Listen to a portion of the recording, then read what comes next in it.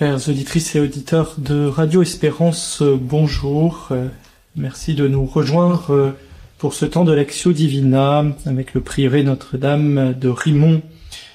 En ce 27e dimanche du temps ordinaire, nous rejoignons le Seigneur dans sa parole. Nous venons nous faire proche de lui, pour qu'il puisse venir nous donner sa vie, qu'il puisse nous apprendre à le suivre. Alors nous nous mettons sous l'écoute de l'Esprit Saint pour que justement il puisse parler à nos cœurs, nous révéler sa vie. Viens, Esprit du Seigneur, mon âme a soif de toi. Viens, Esprit du Seigneur, Amen, Maranatha. Viens, Esprit du Seigneur, mon âme a soif de toi. Viens, Esprit du Seigneur, Amen, Maranatha. De l'Évangile de Jésus-Christ selon saint Luc. En ce temps-là, les apôtres dirent au Seigneur, « Augmente en nous la foi. » Le Seigneur répondit, « Si vous aviez de la foi gros comme une graine de moutarde, vous auriez dit à l'arbre que voici, « Déracine-toi et va te planter dans la mer. » Et il vous aurait obéi. Lequel d'entre vous, quand son serviteur aura labouré ou gardé les bêtes, lui dira à son retour des champs, « Viens vite prendre place à table. » Ne lui dira-t-il pas plutôt, « Prépare-moi à dîner, mets-toi en tenue pour me servir le temps que je mange et boive. Ensuite, tu mangeras et boiras à ton tour. » Va-t-il être reconnaissant envers ce serviteur d'avoir exécuté ses ordres? De même, vous aussi, quand vous aurez exécuté tout ce qui vous aura été ordonné, dites, « Nous sommes de simples serviteurs, nous n'avons fait que notre devoir. » Augmente en nous la foi. Cette demande des apôtres au Seigneur m'interpelle en ce jour, dans la mesure où je vois dans l'attitude des apôtres une certaine humilité. Humilité parce que depuis quelque temps qu'ils marchent avec le Seigneur, ils se rendent compte qu'ils n'ont pas assez de foi pour pouvoir correspondre à ce que Dieu attend d'eux. Et dans cet élan, dans cette reconnaissance de leur faiblesse, ils demandent au Seigneur d'augmenter en eux la foi, sachant que la foi est une chose importante pour nous chrétiens, pour plaire ou correspondre à la volonté de Dieu. C'est une attitude, qui doit être demandée, pour tous les chrétiens. Cette simplicité d'adresser cette prière au Seigneur, comme quoi nous sommes faibles, nous avons besoin de toi, nous avons besoin que tu augmentes en nous la foi pour que nous puissions demeurer fidèles à la suite de notre marche avec toi. C'est vrai que c'est une question que on pourrait se poser. Est-ce qu'on demande assez régulièrement à Jésus d'augmenter en nous la foi? Ça arrive régulièrement que, en tant que croyant, en tant que religieux, en tant que prêtre, que des gens nous disent « Ah, j'aimerais avoir la foi. Ah, j'aimerais pouvoir croire. Ah, si seulement. » Et comment moi-même, parfois, je me regarde. Est-ce que je suis comme les apôtres en me disant est-ce que ma foi est suffisamment grande? On a souvent tendance à répondre que à ces gens qui viennent nous demander d'avoir la foi, que simplement de se poser cette question, c'est que déjà la foi est là. Si Jésus laisse ses apôtres poser cette question, c'est peut-être qu'il y a quelque chose à voir. Est-ce qu'on demande suffisamment à Dieu de implanter en nous cette foi, de la faire grandir, de la faire croître?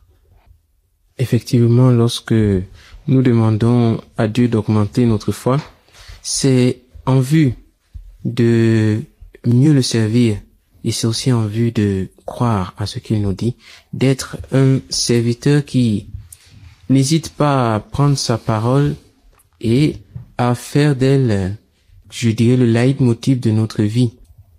Ici, en demandant au Seigneur d'augmenter la foi, ça revient aussi à chacun de nous, parce que personne n'est jamais arrivé sur ce domaine, et chaque jour nous avons des efforts de conversion à faire. Et cette augmentation de la foi passe par notre conversion quotidienne.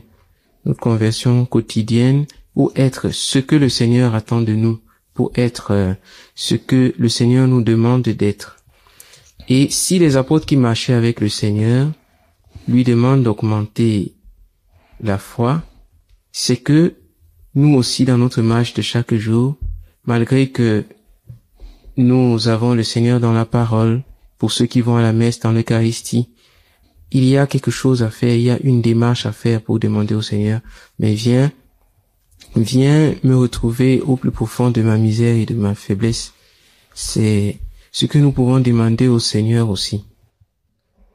Ensuite, il est vrai que le Seigneur parle de la graine de moutarde.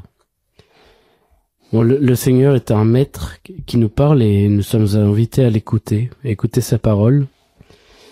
Cette petite parole qui peut être comme une graine de moutarde qui germe en nous.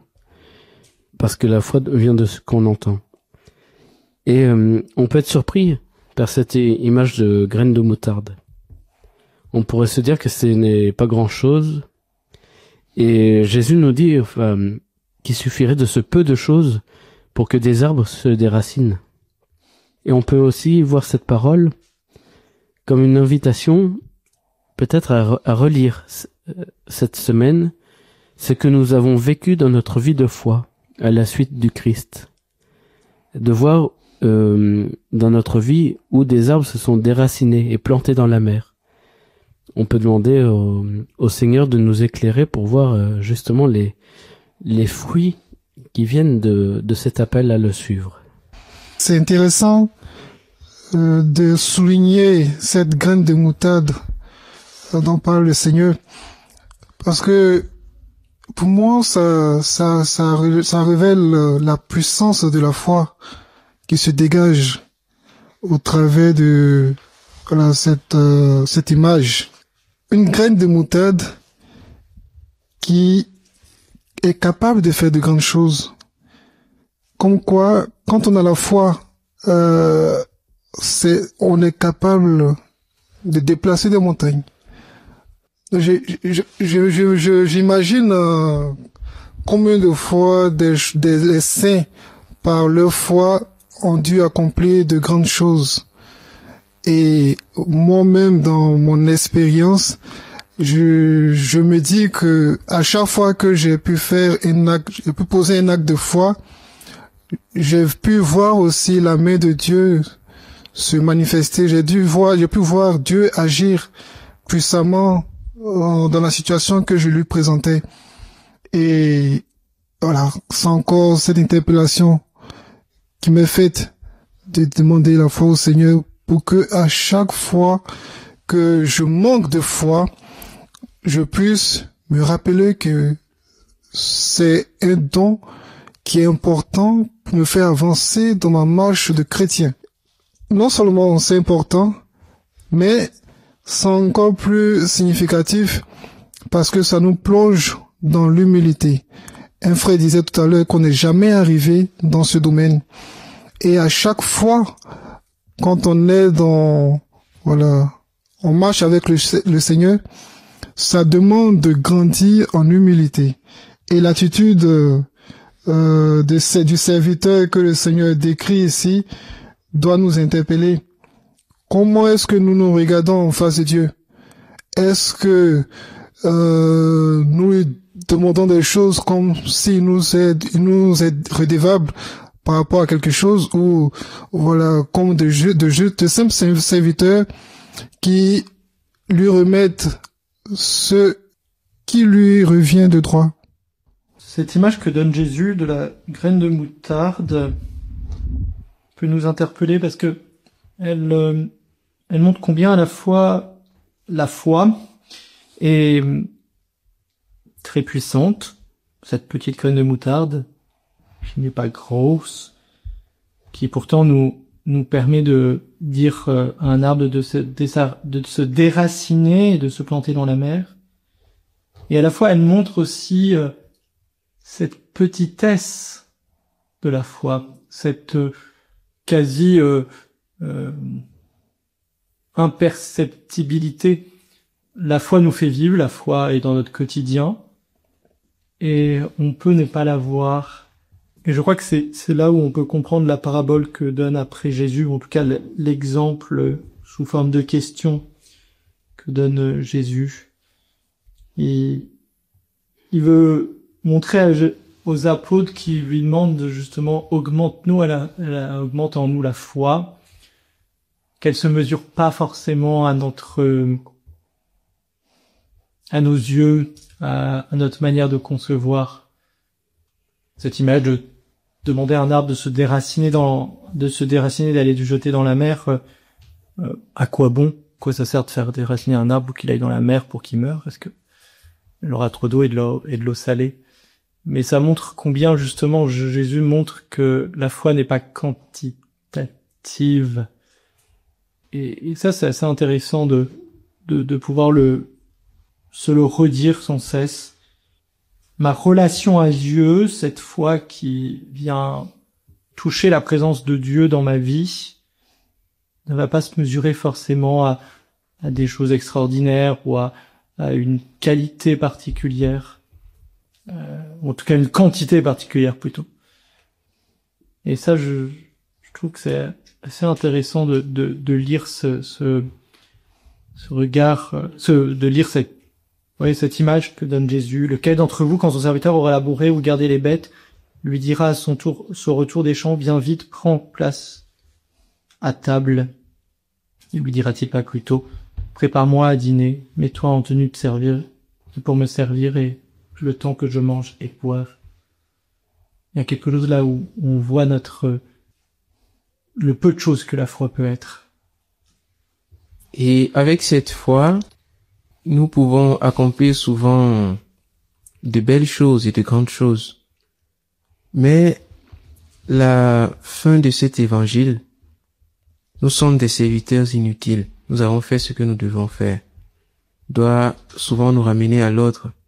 Parce qu'en accomplissant de grandes choses avec notre nature humaine, nous pouvons être poussés à l'orgueil, à vouloir rester, à vouloir laisser forcément notre trace.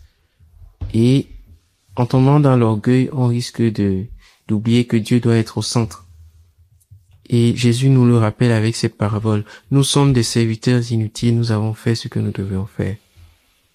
Et devant toutes ces œuvres, je pense qu'il faut aussi demander une grande humilité. L'humilité qui nous permettra d'accomplir juste ce que nous devons faire et de nous retirer, parce que nous ne sommes pas les acteurs principaux. L'acteur principal, c'est celui qui nous donne cette foi, c'est Dieu. Et là, demandons-lui cette grâce de l'humilité pour qu'il nous accompagne aussi tout au long de notre cheminement de foi, de notre vie avec le Christ. C'est ce qui me marque aussi dans cette première partie de l'évangile, c'est quand Jésus dit « et il vous aurait obéi ». La question de l'obéissance qui est vraiment au cœur de la vie du Christ, qui s'est fait obéissant jusqu'à la mort, et dans laquelle nous nous inscrivons.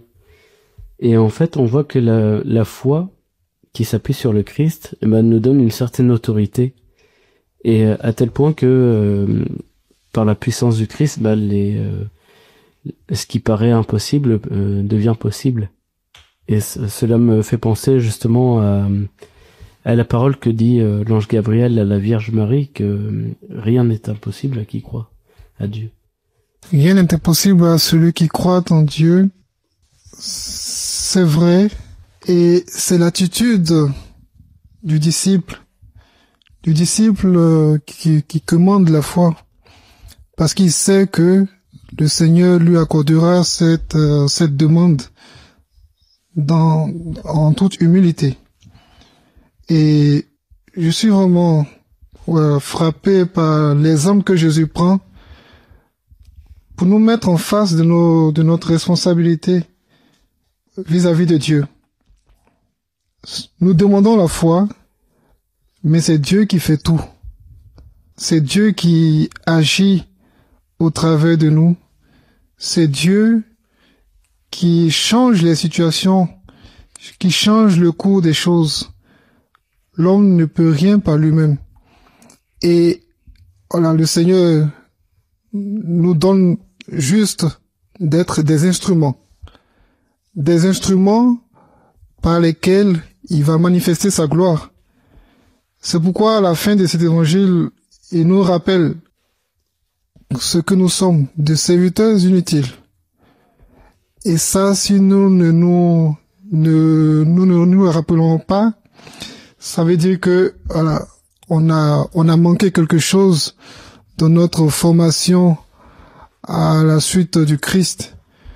Parce que être serviteur, c'est être tout offert à son maître.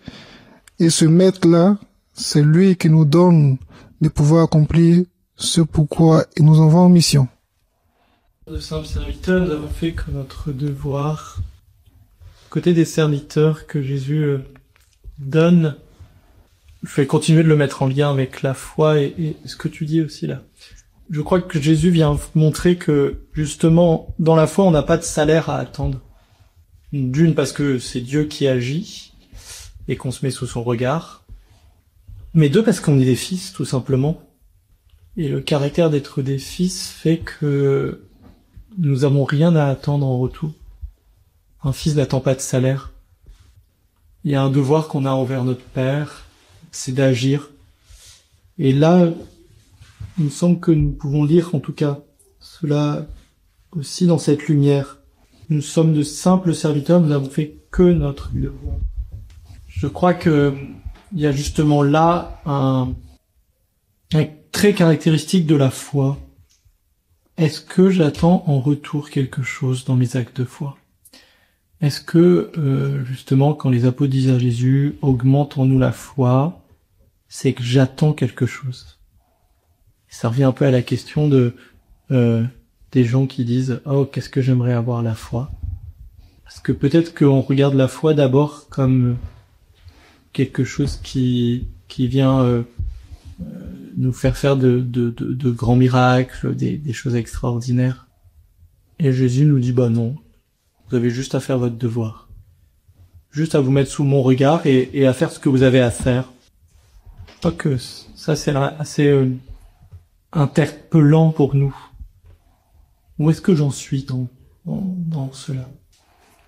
Faire ce que nous avons à faire, effectivement. Nous constatons que nous sommes dans une société aujourd'hui où chacun réclame son intérêt.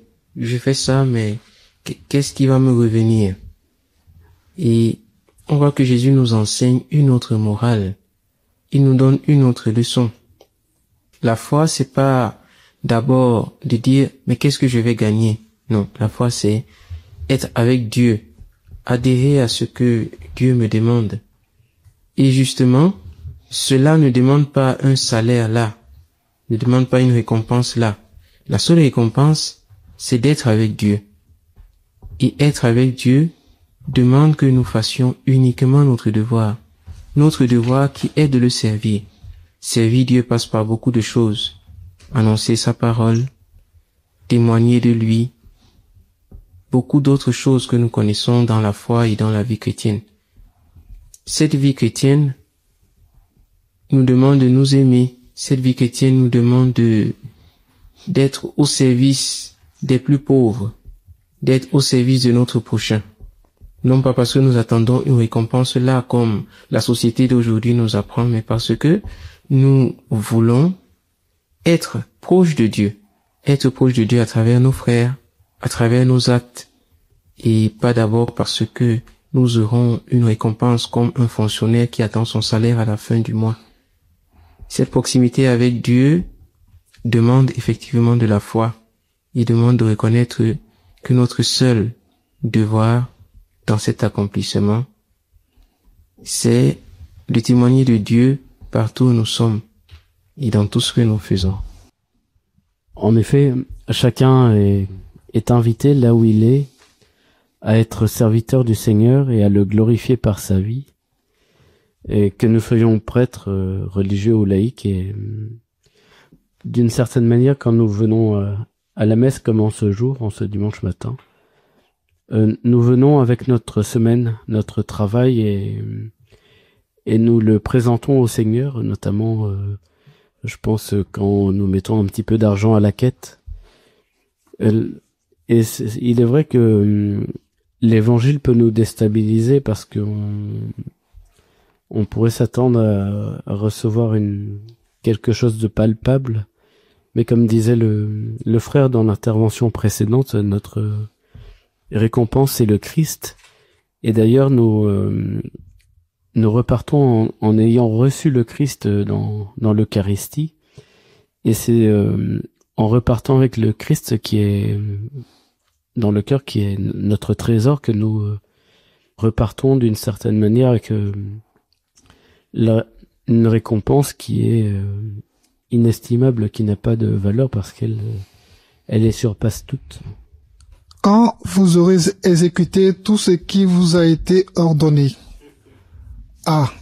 Voici un verset qui demande à ce que on puisse faire un examen de conscience pour savoir est-ce qu'on a vraiment exécuté tout ce qui nous a été demandé. Est-ce qu'on a été à la hauteur de ce que le Maître attend de nous? Est-ce que la charge qui m'est confiée, je l'ai faite en toute humilité et avec tout le sérieux, tout l'amour nécessaire que je peux y mettre? Voilà des choses que nous pouvons nous poser, des questions que nous pouvons nous poser en face de Dieu. Est-ce qu'on a vraiment accompli notre tâche comme cela se doit devant Dieu, pour pouvoir lui réclamer quelque chose? Parce que avant de pouvoir lui réclamer quelque chose, il faudrait être en mesure de présenter ce que nous avons fait. Et je crois pas que nous soyons en mesure de présenter des choses qui dépassent le don qu'il nous a fait. Le don de son Fils qui est venu jusqu'à nous en se dépouillant. Le don de la vie qu'il renouvelle chaque jour en nous. Et tout ce que nous pouvons, tout ce que nous avons, tout ce que nous pouvons citer, qui viennent de Dieu, est-ce que nous sommes en mesure de lui réclamer quelque chose avec tout ce qu'il fait pour nous? Mais justement, c'est là où Jésus nous dit, mais il n'y a rien à réclamer. Même quand vous aurez exécuté tout ce qui vous a été ordonné, nous sommes de simples serviteurs. Parce que justement, je crois qu'il y a deux choses. À la fois, il montre que dans la vie normale, un maître dira pas à son serviteur quand il a fait le champ, bah viens, je vais te servir, tu vas manger. Et puis la deuxième chose, c'est surtout que je pense que on n'aura jamais fini de tout exécuter. Et ça, c'est peut-être aussi ça qu'on doit se rendre compte. C'est que cette vie de serviteur de Dieu, de fils de Dieu, on a des devoirs envers Dieu, mais on n'en fait jamais assez. Alors faut pas voir ça comme un tyran qui est toujours assoiffé de plus, mais plus que ce que tu disais, Dieu nous a donné son Fils et on pourra jamais lui retourner sa pièce. Effectivement, on ne pourra jamais lui donner la pièce. Et comme le frère disait, la seule chose qu'on peut lui donner, c'est déjà de demeurer avec lui.